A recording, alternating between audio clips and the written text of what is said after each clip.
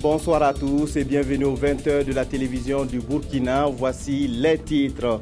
Les investigations sur les attaques terroristes du 15 janvier à Ouagadougou se poursuivent. Selon le procureur du Faso, les assaillants étaient au nombre de 3. Le mode opératoire et les armes utilisées seraient les mêmes que ceux des attentats commis à l'hôtel Radisson de Bamako. Des précisions dans ce journal. L'exécutif burkinabé enclenche la lutte contre la corruption et la malgouvernance. Les ministres ont reçu le feu vert de tout mettre en œuvre pour faire la lumière sur les malversations financières. Décision prise aujourd'hui en Conseil des ministres. On commence cette édition avec le Conseil des ministres. Plusieurs dossiers ont été examinés par les membres de l'exécutif ce mercredi 27 janvier. Parmi les dossiers, la question de la sécurité intérieure. Le Conseil a félicité les forces de l'ordre pour la gestion de l'attaque de Yimdi. Il a aussi été question de la gouvernance économique. Les ministres ont reçu l'ordre de tout mettre en œuvre pour faire la lumière sur les malversations financières. Plusieurs autres dossiers étaient à l'ordre du jour de ce Conseil des ministres. Le point avec Jean Zongo et Mounira Kéri. À l'ordre du jour de ce Conseil des ministres, la question de la sécurité intérieure. Le Conseil des ministres, en sa séance du 27 janvier 2015, a marqué sa satisfaction quant à la gestion de l'attaque de Yimdi. Aujourd'hui, ceux qui ont perpétré l'attaque de Yimdi, quasiment tous arrêtés. Des armes ont été retrouvées, des munitions ont été retrouvées et le Conseil a vraiment marqué sa satisfaction. On fait quasi une innovation formée pour ce qui avait été réalisé durant cette semaine après l'attentat de Yimdi. Pour les mesures, vous les connaissez, elles sont là. Le ministre d'État en a énormément parlé. Elles vont être renforcées au niveau des transports, au niveau des territoires, au niveau des villes et des provinces du Burkina Faso. Au sujet de la gouvernance économique, le président du Faso a instruit les différents départements ministériels de mettre en œuvre pour traduire devant les juridictions personnes coupables de mauvaise gestion de la chose publique. Différents ministères qui auraient pu et qui sont victimes donc, de sanctions administratives parce que depuis 2013, un nombre d'actes indélicats ont été posés par ces personnes-là. Le président du Faso a eu donc les différents membres du gouvernement pour que très rapidement les personnes qui ont mis les actes indélicats en gestion soient traduits devant les conseils de discipline et sanctionnés par rapport à ce qui doit être fait en rapport avec la loi qui régit les fonctionnaires du Burkina. Pour les 18 marchés mis en audit, le parc automobile de l'État, les baux administratifs, le Conseil rassure. Les études se poursuivent et tout sera mis en œuvre pour améliorer la gouvernance burkina. Le Conseil a aussi le bilan de l'année 2014-2015. Un bilan budgétaire regarde de la faible augmentation de la production céréalière. L'augmentation de la production céréalière de façon si faible de 9%. L'organisation des produits à l'ordre de 34%. Mais surtout, ce qui peut être intéressant et critique pour les Burkinabés, c'est la situation au niveau alimentaire propre à Burkinabé. Le président du Faso a donné des instructions pour que ces questions-là, réponses urgentes soient trouvées afin effectivement de pallier à cette situation. Il y a deux zones qui sont particulièrement dans le route, c'est le Sous-Méloudalan et il y a 12 autres provinces qui peuvent tomber en situation donc, de stress alimentaire si très rapidement les mesures ne sont pas prises. Plusieurs dossiers étaient l'autre jour de ce Conseil des ministres, notamment les tests régissant la répartition des missions et des tâches assignées aux différents ministères et le décret portant attribution de ces ministères. Exceptionnellement, le compte-rendu complet du Conseil des ministres dans ce journal. Le Conseil des ministres s'est tenu à Ouagadougou le mercredi 27 janvier 2016 en séance ordinaire de 9h30 à 17h sous la présidence de son Excellence M. Roch-Marc Christian Kaboré, président du Faso, président du Conseil des ministres. Il a délibéré sur les dossiers inscrits à son ordre du jour, entendu des communications orales, procédé à des nominations et autorisé des missions à l'étranger. Délibération. Au titre du premier ministère, le Conseil a adopté 2 décrets portant respectivement attribution des membres du gouvernement et intérim des ministres. Ces décrets résultent de la relecture des décrets numéro 2015-145 presse trans PM SGG CM du 9 février 2015 et numéro 2015-210 presse trans PM SGG CM du 5 mars 2015 portant respectivement attribution des membres du gouvernement et intérim des ministres. Cette relecture s'inscrit dans le cadre de la mise en adéquation de ces décrets avec le contexte et les exigences du gouvernement. L'adoption de ces décrets permet d'assurer une plus grande efficacité de l'action gouvernementale. Le ministère de l'administration territoriale, de la décentralisation et de la sécurité intérieure, le Conseil a adopté un rapport relatif à la rencontre du gouvernement avec la Commission électorale nationale indépendante CENI et la classe politique sur la tenue des élections municipales. Précédemment prévues pour se tenir le 29 janvier 2016, les élections municipales ont connu un report suite à la tentative de coup d'État du 16 septembre 2015.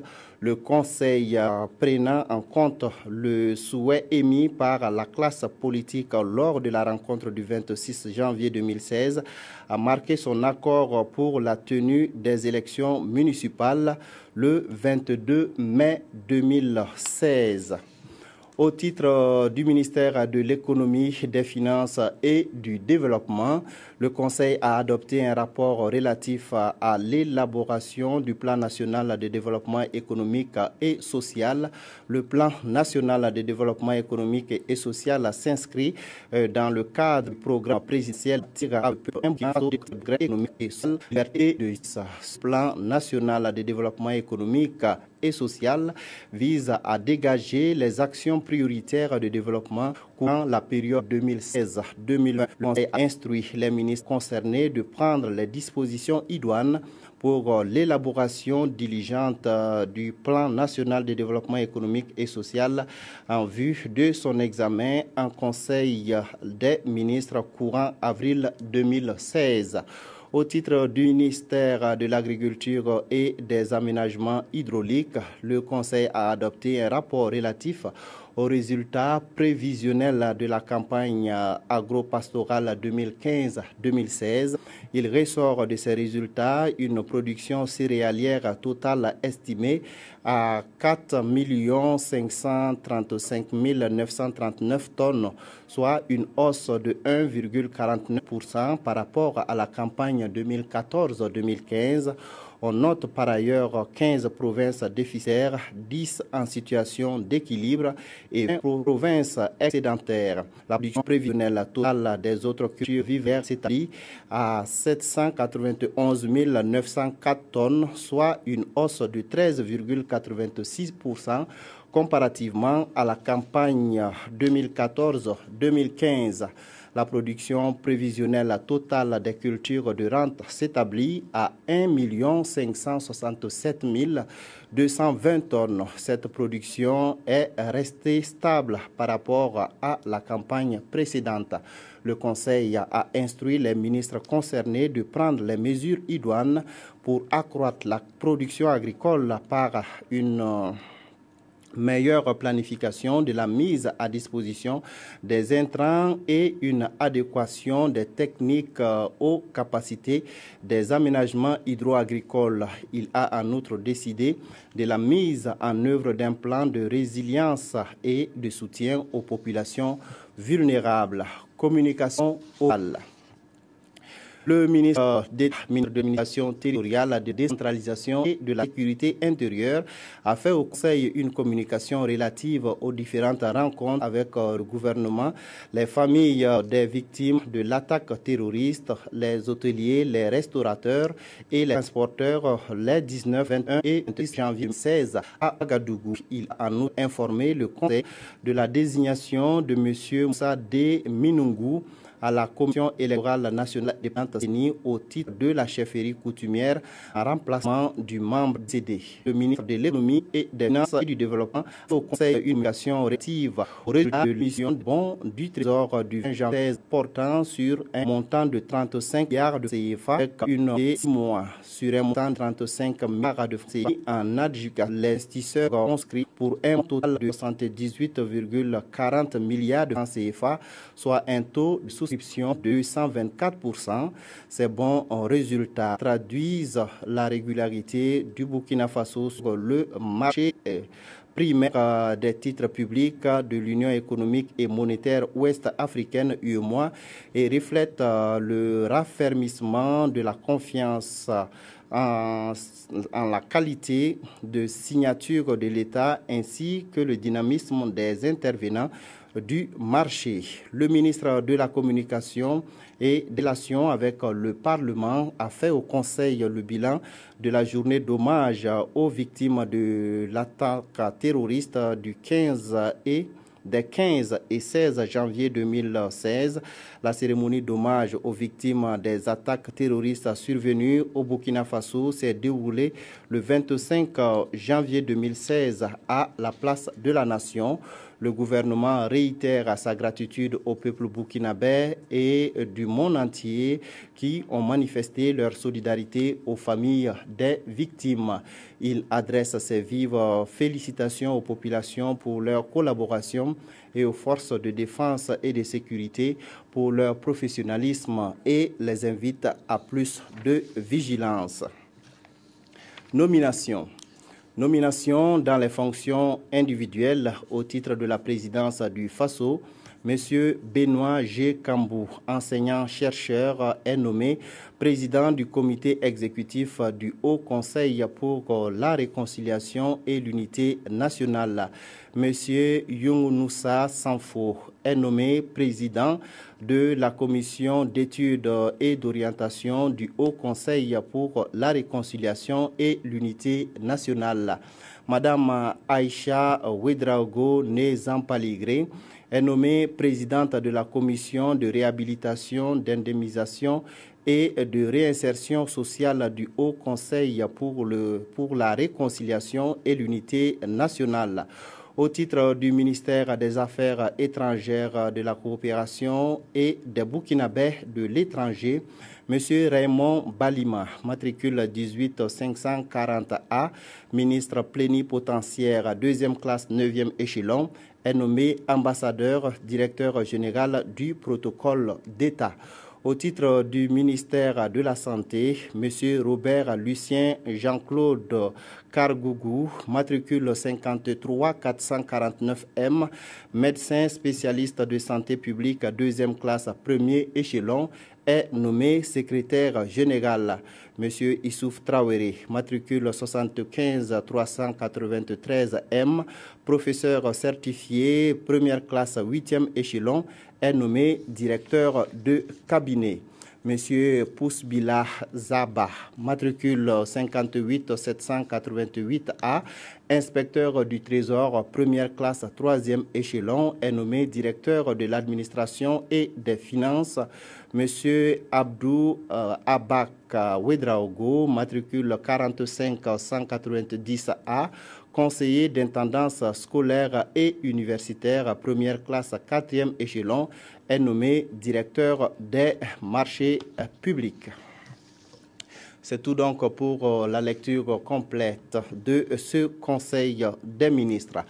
La suite du journal, le bilan des attaques terroristes du 15 janvier est de 33 morts, dont 3 assaillants. Les chiffres sont du procureur du Faso qui a animé un point de presse ce matin à Ouagadougou sur le nombre des terroristes. Le procureur est formel, ils étaient 3 et seraient proches de Al-Noura Bitoun, de Mokhtar Ben Mokhtar. Les enquêtes sont en cours. 8 personnes ont été entendues dans le cadre de ces investigations. Le point avec Paul David Bambara et Nyarkitida. Des 8 personnes interpellées suite à l'attaque terroriste du 15 janvier dernier, 7 ont été entendues et relâchées, une toujours en garde à vue. C'est l'étape actuelle des enquêtes depuis les événements qui ont coûté la vie à 33 personnes, dont 3 assaillants. Les investigations menées jusqu'à ce jour renforcent la thèse de 3 assaillants. Sur les 3 assaillants, 2 présentent des traits sahéliens, tandis que le 3e de teint noir présente des traits soudaniens. Le matériel employé pour l'attaque rapproche l'enquête de la filière djihadiste auteur de l'attaque du Radisson Blu au Mali. Toute chose qui laisse penser que le lien entre les 3 terroristes et le groupe Al-Moura Bitoun de Mokhtar Bel Mokhtar est possible. Les 3 identifiés révélés par Al-Moura Bitoun à travers les médias internationaux sont des noms d'emprunt, communément appelés noms de guerre, donc loin de leurs véritables identités.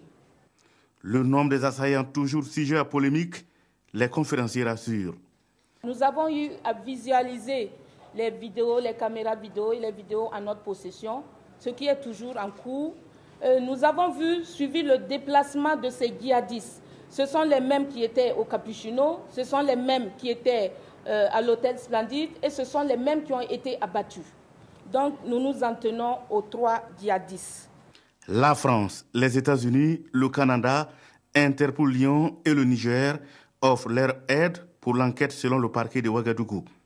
Près de 100 témoignages ont été déjà récoltés jusque-là, au dire du procureur du Faso près le tribunal de grande instance de Ouagadougou, qui insiste surtout sur l'appel à témoins lancé pour aider à l'identification d'hôtes, de complices ou de facilitateurs éventuels jusqu'à l'attaque du 15 janvier. L'armée burkinabé est à la recherche de 9 soldats de l'ex-RSP.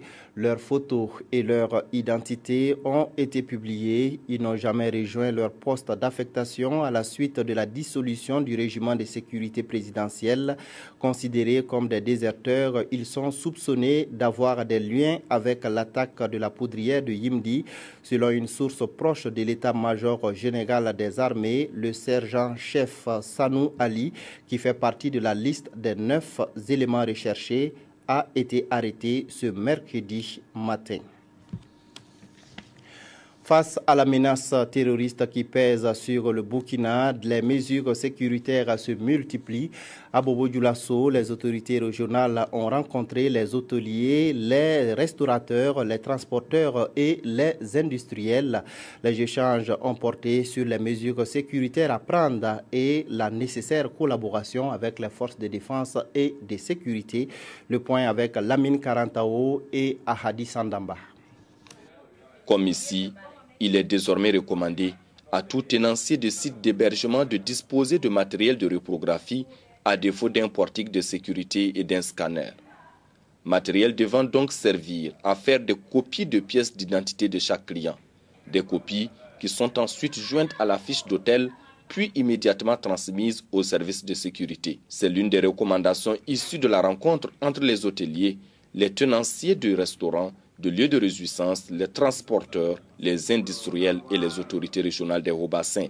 Nous avons en face de nous un ennemi invisible, alors il faut que nous multiplions les chances de notre côté de pouvoir le vaincre. Et on ne peut pas multiplier ces chances-là si on ne se parle pas, si on ne se dit pas la vérité, si on n'arrête pas ensemble des règles communes d'action pour être plus efficace. Plus efficace, mais aussi et surtout plus franc dans la collaboration avec les forces de défense et de sécurité. C'est dire que tous ici présents doivent redoubler d'efforts en matière de sécurité, même si cela nécessite d'énormes moyens financiers. Il y a quand même du matériel de haute technologie, mais que cela est coûteux. Mais nous avons dit, si cela doit passer nécessairement par là, il faudrait que nous nous donnons les moyens de pouvoir acquérir ce matériel-là.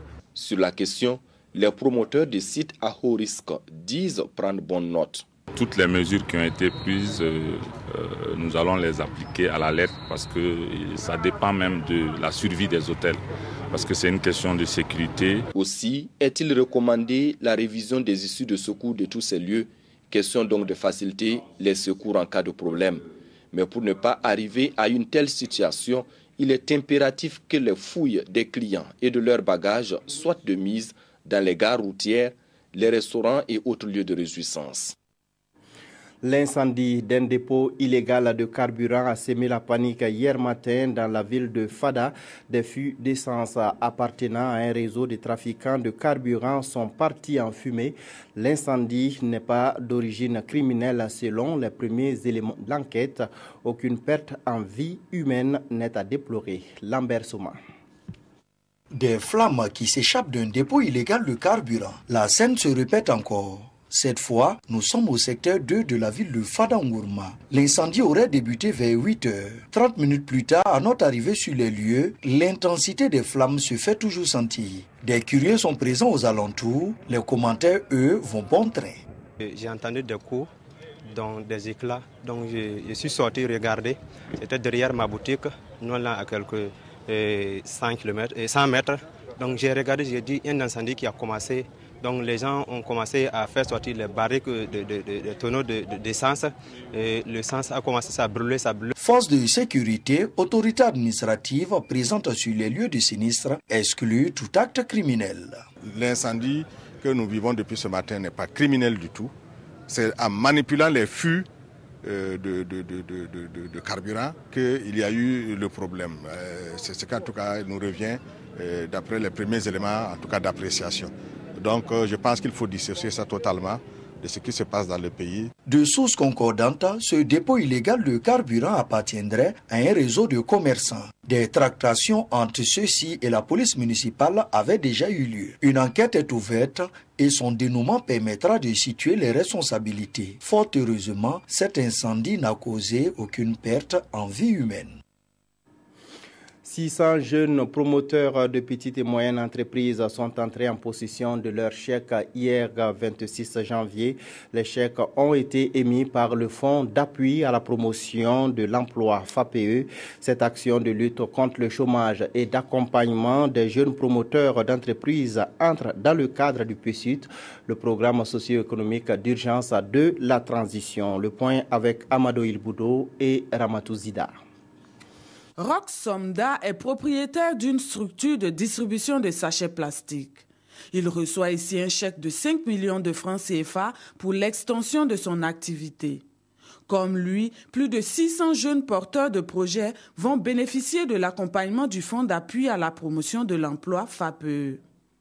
Le montant des chèques va d'1 500 000 à 5 millions de francs CFA. Ce fonds viendra nous aider à pouvoir remplacer les sachets plastiques ordinaires par des sachets plastiques 100% biodégradables. J'ai loué des chaises avec des tables pour des clients, pour des baptêmes, des mariages. C'est ça, j'ai essayé pour essayer d'agrandir, pour satisfaire mes clients. La somme allouée au FAPE dans le cadre du programme socio-économique d'urgence de la transition s'élève à environ 1 milliard de francs CFA et concerne l'ensemble des 13 régions du Burkina. Pour cette première tranche que nous avons eue, qui est de 305 millions de francs CFA sur un montant de 1 milliard, nous avons été obligés de procéder à un prorata en fonction du nombre de bénéficiaires par région. Les montants reçus sont remboursés dans un délai maximum de 5 ans. Un défi s'impose donc aux bénéficiaires qui devront mettre les bouchées doubles afin d'honorer leur engagement. Se lancer dans la vente d'objets importés d'Europe ou d'Amérique est communément appelé France au revoir. Voilà une idée qui pourrait intéresser les jeunes en quête d'emploi. Depuis un certain temps, les marchés et les rues de la capitale burkinabé sont inondés de ces produits et articles, des vêtements aux ustensiles de cuisine en passant par les pièces détachées. On y trouve tout. Certains les aiment parce qu'ils sont moins chers et d'autres pour leur résistance. Zoom sur les articles de seconde main, communément appelés France au revoir, avec Moussa Ouedraogo et Oumar Zombré. Vêtements, matelas, appareils électroménagers et bien d'autres en fin de vie retrouvent ici dans la capitale burkinabé une seconde vie. Ces articles sont appelés, à tort ou à raison, des France au revoir pour les appareils électroménagers et Brod pour les vêtements et chaussures. Grossistes et revendeurs en ont fait leur filon d'or. Tout risque, avec ou sans garantie, ils en vendent pour tous les prix. Ça vient de l'Europe, France Orevoir. Ça vient d'Italie et l'Allemagne. Il y a d'autres aussi qui viennent de l'États-Unis. Il y a d'autres, quand ils payent, bon, tu essayes, on branche la personne, il essaye, il regarde, après il prend. Il y a d'autres clients qui demandent garantie. Bon, si tu demandes garantie, ça dépend de comment on va s'entendre. Il y a d'autres aussi qui ne demandent pas de garantie. Une place, on peut vendre ça à 20 000 francs. C'est toujours propre, neuf. Ce n'est pas de matelas pourri qu'on amène. Non, non, non. On choisit ce qui est toujours propre dans le sachet, amène pour vendre ici. Le matériel France Orevoir et puis bon, comme ce qu'on vend dans les boutiques, nickel, bon. Les gens préfèrent les France Orevoir. Ils disent que bon, c'est ça qui est résistant. Voilà, même ces secondes mains, c'est ça qui est résistant. Donc avec les blancs aussi, eux aussi, ils viennent, ils payent avec nous ici. Ces France Orevoir, venus pour la plupart d'Italie, d'Allemagne, d'Espagne, de France ou d'Amérique, sont prisés. Certains consommateurs expliquent leur choix par l'aspect économique, d'autres par contre tablent sur la résistance de ces articles.